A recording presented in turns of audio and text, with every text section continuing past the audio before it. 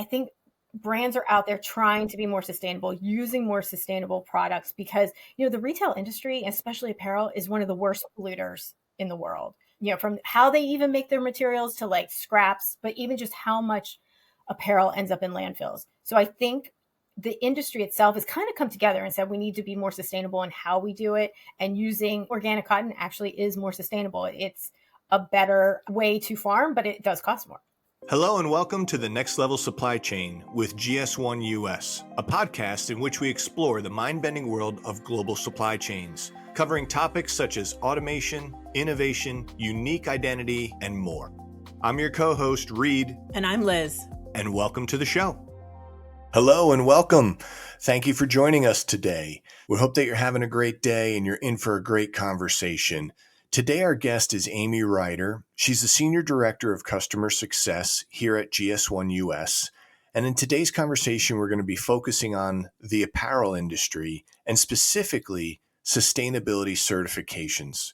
Amy has a wealth of experience dealing with the apparel and general merchandise space, and she shares a lot of great knowledge and insight with us in our conversation today. I hope you enjoy it as much as I did. Amy, we are so excited that you're here and you're going to talk to us about apparel and certifications and all the things that people should really be thinking about because we all wear clothes. So before we dive into it, introduce yourself to us and our listeners and tell us a little about your role. Thank you so much for having me. I'm Amy Ryder. I am Senior Director of Customer Success for the Apparel and General Merchandise Initiative. So it's a lot of words, but what that means is I work with brands and retailers in the apparel and general merchandise space to help them use GS1 standards to solve their supply chain issues. And I'm super excited to talk about sustainability certifications today with you guys. Yeah. So let's jump right into that, Amy. There's so much involved around sustainability and certifications in the apparel industry. Can you kind of lead us into what are some of the main certification the apparel industry is focusing on and why that's important today? It's been a journey. So I've been here at GS1 US for 4 years, and it has gone from almost nothing to constant in the past 4 years. And the journey started back when I first started. I said to everyone, hey, what are we doing around sustainability? And there were like crickets, nothing. And so where we started back then was like, well, do we even know what certifications exist for a product? Let's talk about that. So I had a work group around images and attributes, sharing data between brands and retailers. And we started there and said, hey, are there certifications that we should just label on a product? And 4 years ago, when we started talking about that, it was like, well, maybe. So we started with very simple, like, is there a certification on the sweater, just raw material certification, yes or no? And so we updated that into our GS1 US guideline. And it was really just a start because we didn't have the expertise to say, what are the certifications? What's the list that exists? So that was step one of starting with certifications. Just say yes, no. Is it sustainable?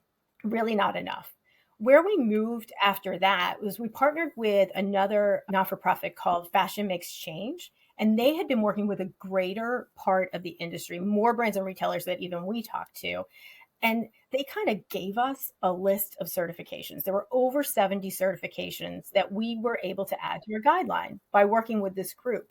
And so some of those certifications like are Global Organic Textile certification or Organic Cotton Standard, or my favorite, the Responsible Alpaca Standard. But these are all just lists of certifications that we were able to add to our guidelines. So then a brand can say, hey, yes, this sweater has the OCS standard. And then they can tell a retailer, yes, there is a certification on that product. So that's like where we started. And that was kind of like step 1 and 1A. We took that and we were working with our executive leadership committee. And they're like, that's great. And that's a start. But what really part of the problem is that once a brand says that this is organic cotton, the retailer needs like the actual information to say, okay, prove it to me that it actually does have that certification. That's been the genesis from nothing to where we are now, is how can brands and retailers share this data more efficiently? Because right now it's all being managed in Excel. It's being sent through emails with PDF. I mean, the biggest retailers in the world, that's how they're handling it. PDFs and Excel. So we've been like, what's a better way to do that? So there's 70-ish certifications that right now, and who knows, right? What else is out there? Okay, so I wrote down organic cotton because that is basic enough for me to understand. Who certifies? How does a certification work? And then how is it attached, in air quotes, to a product so that a brand can tell a retailer? And that's actually part of the complication because there's different types of certifications for a different product. So one sweater, it had 2 certifications on just one sweater for that type of organic cotton. One was like how it was made, and one was the actual materials. And that was just on one sweater. So it is very complicated. So there's certifying bodies that go through the process and certify the product. And there's different types of certifications. So there's the scope, which is like let's call it the factory, which is you can certify this factory does this, and the whole factory for anything they make is certified. But there's also the transaction. And that's where we've been working more, is on the transaction side. Is this sweater, this specific sweater, certified? And like I said earlier, it's all done at the item level, but with like a stamp on it that says this product certified. What it doesn't have on it is a GTIN. So it doesn't go back and say that this sweater with GTIN 80, blah, blah, blah, blah, blah, is certified with organic cotton standard. It's just saying that here is a sweater, it is certified brand. Now you do it and give that data to your retailer. Is that because you may have manufacturers that are creating similar products that are going to different brands, so they're going to get different GTINs eventually?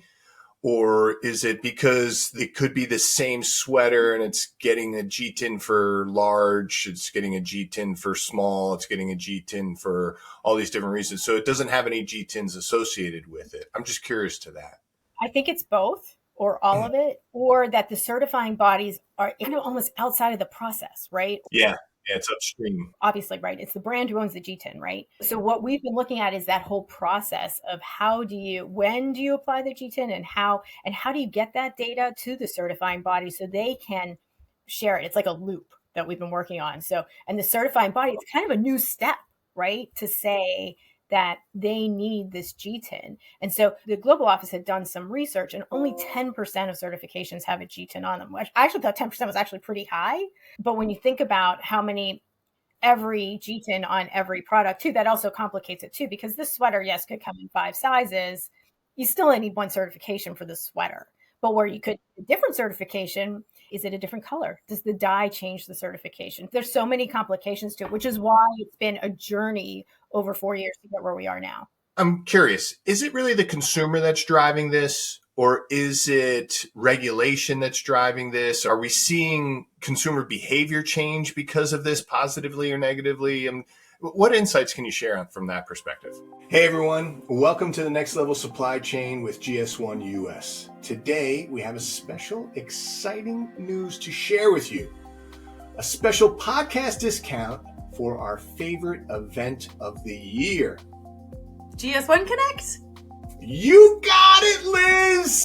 Our annual supply chain focused conference, and in 2025, it's in Nashville. Yeah, Music City. I cannot wait. And I can actually drive there, which is amazing. Reed, how many GS1 Connects have you been to? I've been to 6. This will be my 7th. Awesome. I've been coming to GS1 Connect before it was called GS1 Connect. And I do love meeting all of our attendees every single year who bring so many great examples from grocery, food service, retail, and healthcare. And they talk about how they've solved supply chain visibility challenges. And in 2025, Nashville gives us a good reason to pun how GS1 standards can help amplify impact on your supply chain operations. I see what you're doing there, but that is correct.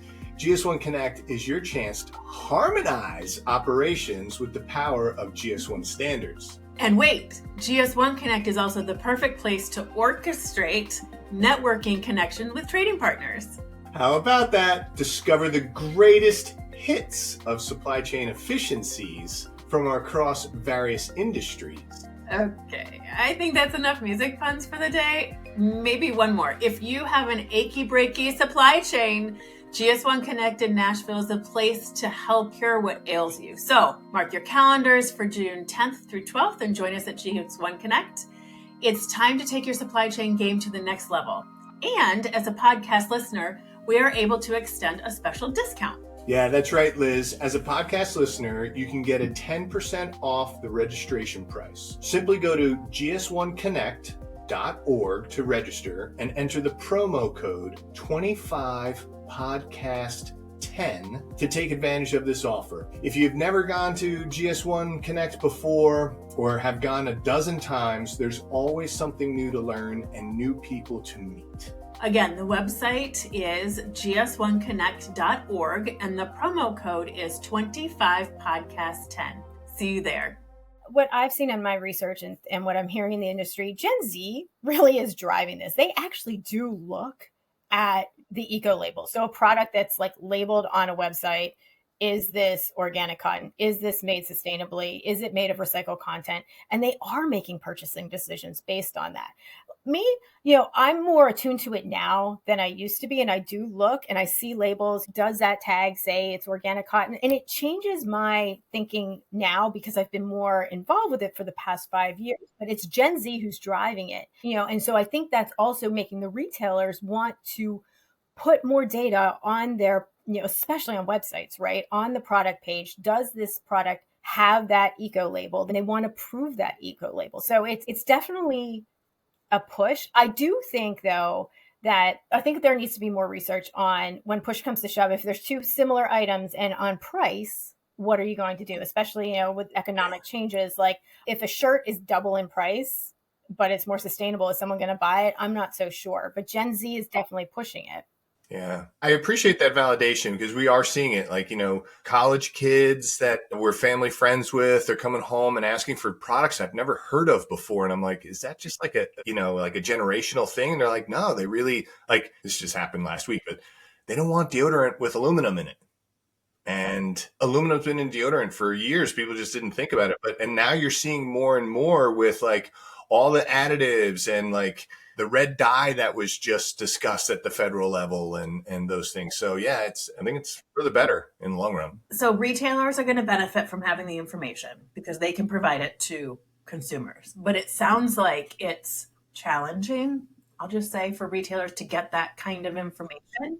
So how are they going about getting the information? I guess you talked about sharing. Can you tell us a little bit more about what the goals are around sharing this information back to the retailers, can put it on the website so that people can have the information to make decisions? Yeah, absolutely. And that's what we've been piloting for, I would say, 18 months on like how to make this sharing more efficient between the brand and the retailer. We've heard from so many people, like we were in one of our committee meetings and we had a brand like pointing at the retailer, but you're asking for this in different ways.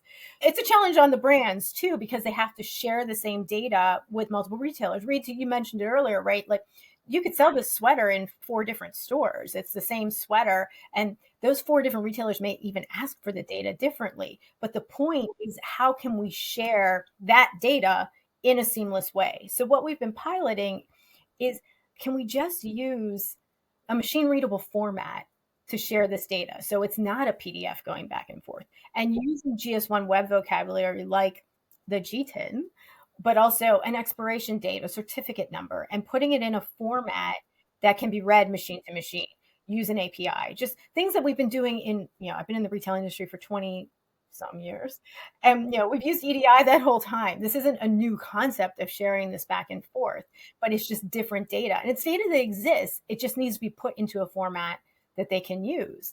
Are the discussions also including this link registries and, leveraging like 2D barcodes and, where it's like, I'm getting this and then I can leverage a web interface and then say, hey, okay, I want to know about upstream or recycling downstream and all these link registries. And, oh, okay, let me take this to the certifications. Like that's where my head was going when you mentioned machine readable. So it's interesting. That's where we started. This process was, how can a brand put the certification out into the link and the retailer can grab it in like the most untechnical way to say that, What we found was that we actually had to take a step back and say, you know what?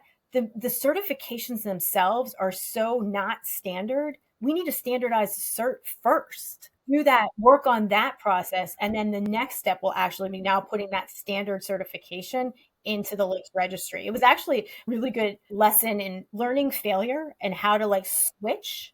Yeah, that's what it sounds like. Yeah. We need to actually change our thinking and our methodology and our pilot method. We've had more success on this second try of like just sharing the machine readable format. Organic cotton's actually, like I said, that's actually pretty complicated. So we started with an electronics company that certifies, and the retailer would take 2 weeks to validate the certification, and doing machine to machine is like seconds. You're just sharing data in a format that's easy to read. And then they can just say, oh, GTIN 1, 2, 3, 4, 5, let me pull that into my system. Check. It's good. We can throw the eco label on our website and you can search by that eco label. That's what Gen Z is looking for. Is this certified? Yeah. Okay.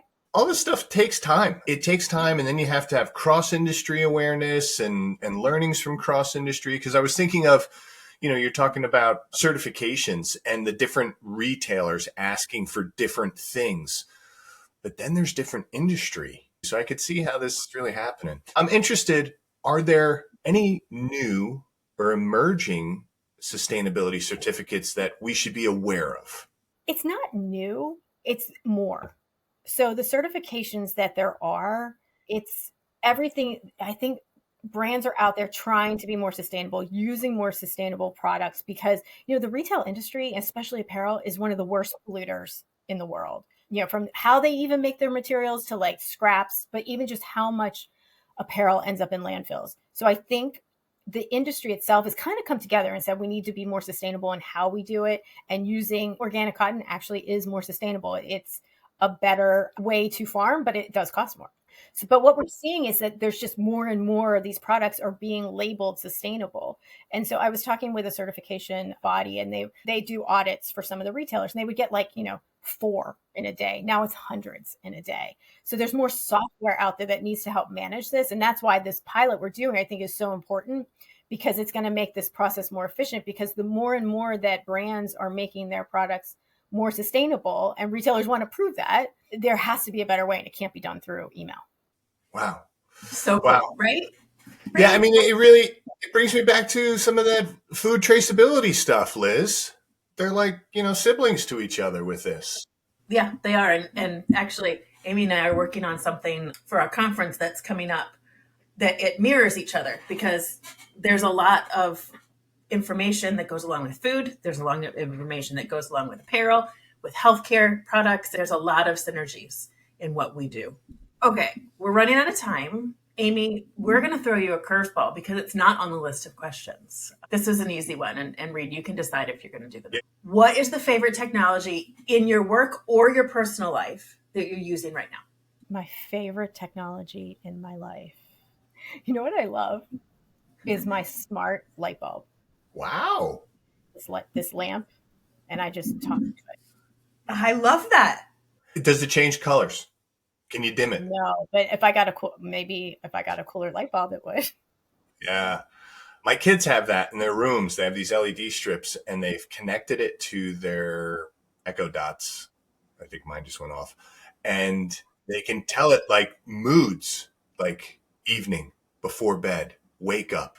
It's like, yeah. Okay, my question for you is, what is something new this year for 2025 that you want to learn about?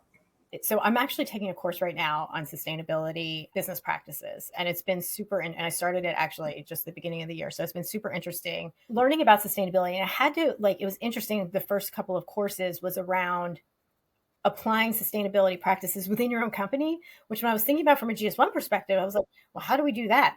But then I took a GTIN all the way through what it does, like from creating a GTIN to putting it on a hang tag to disposal, and like thinking about how there's energy pieces in all of those steps of even just applying a GTIN to a product. That's been a great learning for me in how to think about sustainability, even in our own GS1 business, has been super exciting. And I'm looking for, I'm taking this course all year to see where that goes. Wow, that's fantastic.